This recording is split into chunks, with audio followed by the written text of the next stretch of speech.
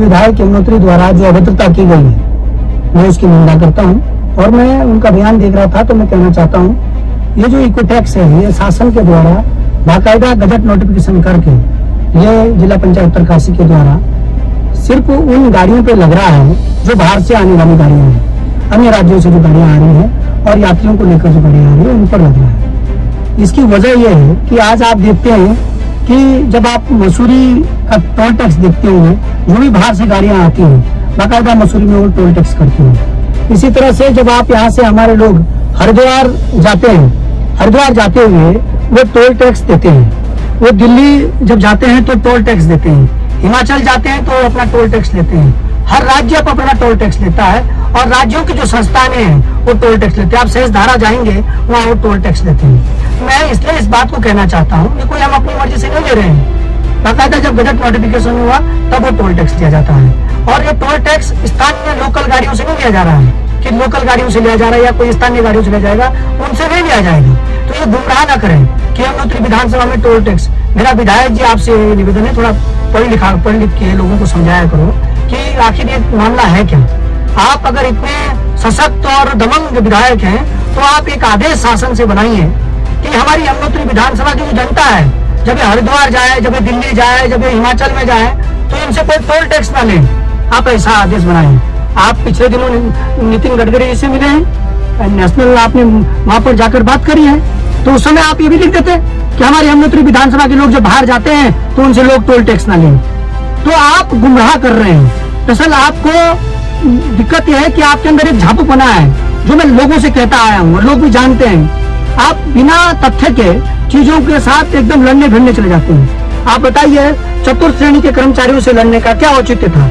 यदि आपको उसके बारे में जानकारी चाहिए थी तो आप जिला पंचायत से पूछते, आप जिला अधिकारी से पूछते, शासन स्तर से पूछते, आप पूरी रिकॉर्ड मांगते। लड़ाई करने से क्या फायदा?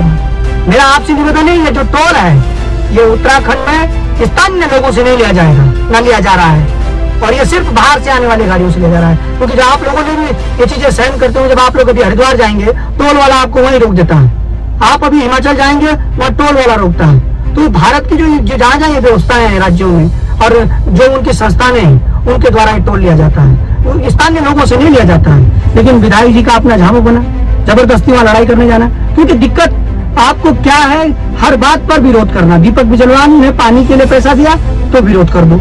हमने कहा अल्ट्रासाउंड नहीं है चिनालीस रोड में, आप उस बात पर दबंगी दिखाए ना, आप लड़िए ना, वहां पर आप जाइए ना लड़ने, हम आपका साथ देंगे। आप परकोट में आज रिफर सेंटर बन रखा है हॉस्पिटल, आप उसको ठीक करिए। आप आज परकोट की पानी की स्थिति देखिए, उसको ठीक करिए। आप कह रहे हैं ये मोहम्मद गजनबी ये बातें जो है ना कि आप अगर तीन आप लोगों से पूछिए, दीपक बिजलवान सबसे अधिक देवी देवताओं के जो स्थान है वहां पर पैसे देने वाले, जो हमने सबसे अधिक स्वीकृति की पैसे दिए हैं। आप मोटी भद्रकाली से मंदिर की बात करिए, आप मोल्डा में बात करिए, आप सारा उकाड़ी की बात करिए, आप तटेश्वर मंदिर की बात करिए। आप क्या बातें करते हो?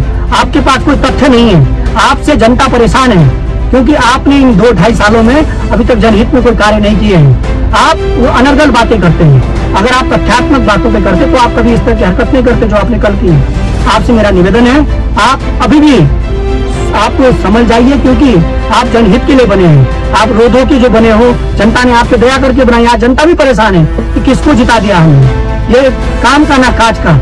ये लोग आज कहते हैं आपके पीठ पीछे, आपके सामने बेशक अभी 2-2.5 साल नहीं बोल रहे हैं, लेकिन जब आप अंतिम दौर में होंगे तो लोग बताएंगे अभी आप अहंकार में है सत्ता के, आपको लग रहा मैं विधायक बन गया। आप ठीक है, अभी आप अपने सत्ता के श्रृंगार के उफान पर हैं, लेकिन जब आपका दौर ढलने वाला होगा तो आप समझ में आएगा कि आपने कितने अहंकार दिखाए। इसलिए शब्दों का बोल जो आप रख रहे हैं, आप समझ नहीं रहे हैं कि आपका भी दौर, आप इससे भी पहले 10-10 साल विधायक रहे हैं, मिनिस्टर रहे हैं इस विधानसभा में, आप सब जानते हैं। और आप भी आप तुक्के के विधायक हो, तुक्के में बने हुए विधायक हो। आप जान रहे हैं कैसे बने हो, क्योंकि कहीं ना कहीं आपने ऊपर बड़ा धर्म दिखाया नहीं है। आपने कोई लोकतांत्रिक क्रांति से नहीं निकले हुए हैं कि आपने कोई लावा। अब मैं आ रहा हूँ आप पर, लेकिन मेरे को जितना सताना था, परेशान करना था, जितना जुल्म ढाना था, आप लोगों ने ढा दिया है। जितने जांचें बिठानी थी आप लोगों ने बिठा दी है। अब मैं तुम्हारी विधायक निधि की भी जांच कराने वाला हूँ। 10-20 हजार, 25-30 हजार रुपये झाड़ी कटाना अभियान चल रहा है ना, सब ले रहा हूँ। आने वाले जब कार्यकाल आपका अंतिम दौर पे होगा, जनता को सब भी आएंगे। और मैं कमजोर विपक्ष नहीं हूँ यमुनोत्री विधानसभा का। जब मुझे लगा कि बरकोट की आवाम को पानी की दिक्कत है तो मैंने सब चीजों को ताक में रखते हुए मैंने जो हो सकता था वो किया।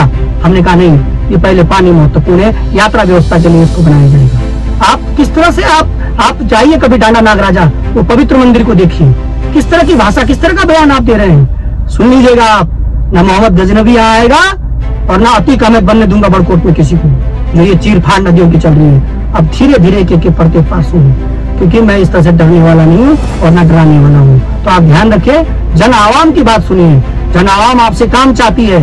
आप दीपक बिजलवान से लड़ लीजिए जिस बिंदु पे लड़ना होगा, लेकिन जनता आपके चक्कर में परेशान ना हो। आप पानी के लिए लड़िए, आप पानी दिलाइए।